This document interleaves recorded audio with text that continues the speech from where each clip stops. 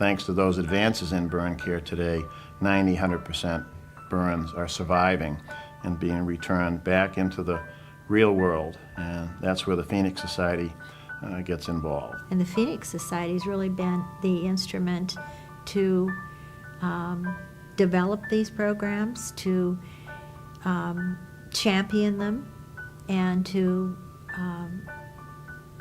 really bring so much more awareness of the need for these kinds of programs. There comes a point where people have to step out of being a victim and start working on being a survivor of what happened to them, so that they're no longer at the effect of what happened to them and they're in that place of helplessness, but they've picked up their own personal power again and are moving forward.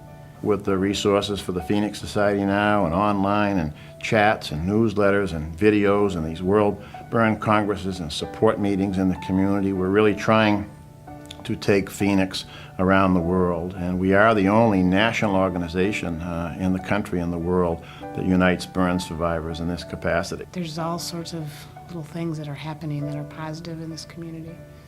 And I think we're not only going to touch ourselves, but we're going to touch other people outside of this community.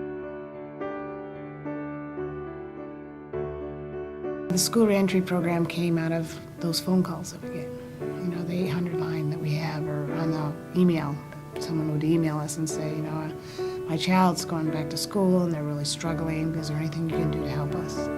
There were people doing school reentry. Amy Clark, who works in our office, had done it at 2 different burn centers. And she gathered others.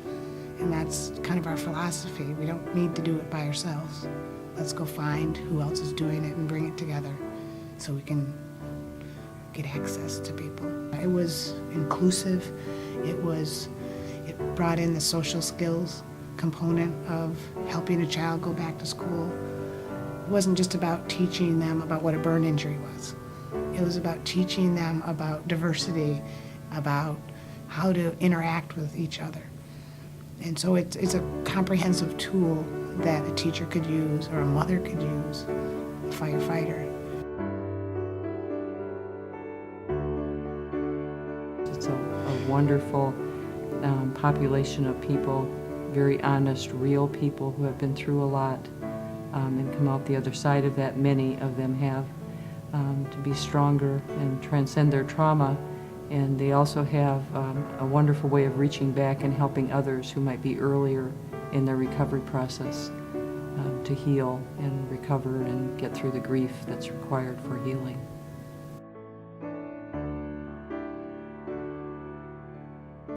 For people who are new on the journey of this world called being a burn survivor, I would really say to get on the moderated chat line once a week and maybe meet other people. You know, the internet, it can be a wonderful tool, a wonderful asset to get help and support, maintain friendships.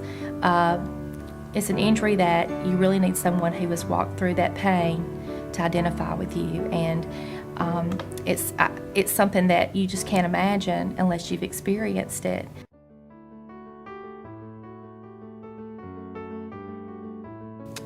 There is at World Burn Congress so much healing on the inside, emotionally, psychologically, that goes on through the sharing of stories, through the various breakout sessions and programs that we have that have everything to do with, you know, community reentry, sexuality, spirituality, you know, healing from being burned as a child, the whole areas of intimacy,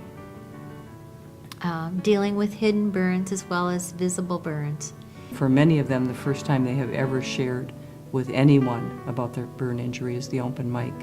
So we create a lot of emotional safety for that time in the World Burn Congress, for them to tell their stories and to remember and to mourn their loss. I feel like I belong, you know. I get to see everybody that is like me. We're all going through the same things, and somebody that understands and knows what my pain has been like, you know, and I understand theirs. And I mean, we all have different stories, but they're all very similar. We all know what the pain's like. The fact that we can help each other and be helped, that exchange, it kind of affirms everybody's value, everybody's dignity. It's wonderful to have the opportunity to gather with other people and hear their stories and be able to give out those hugs that empower you. Meeting 600 other burn survivors tends to have a little bit of an impact on you. I've probably changed in lots of different ways, and the main part, probably the biggest thing, is stuff that seems so huge, like right now, like problems that you might have now that just seem like, you know, the world's ending, aren't nearly as big as they could be. Seeing a couple people this year that, you know, last year they were really fragile. This year they're coming in like, you know, just strong. And it's so exciting to see. It's exciting to see. See that as you move through the World Burn Congress, you see people making friends and maybe for the first time going out to dinner with someone in a community. And, you know, by the banquet at the end of the World Burn Congress, you'll see people at the ball dancing and just having a great time, and that they've really let go of being a burn-injured person and they're just themselves again. And so it's wonderful to see that recovery. It's been lots of fun. I mean, there's just so many different characters here, and just people with just positive attitudes, and people that are in so much worse shape than I am, and their attitude's so much better than mine is, and it's just lots of fun meeting with everybody and hanging out. Some of my best friends and experiences have come from these burn congresses and serving on the board of the Phoenix Society, and I wouldn't trade those friendships and relationships for anything, because in my opinion you can't put a price tag on helping another human being. So it doesn't mean that you're not going to be depressed tomorrow morning, but for many of these survivors, if you were to remove the element of hope, it would be a long, dark road to recovery. So Phoenix is helping a lot of people.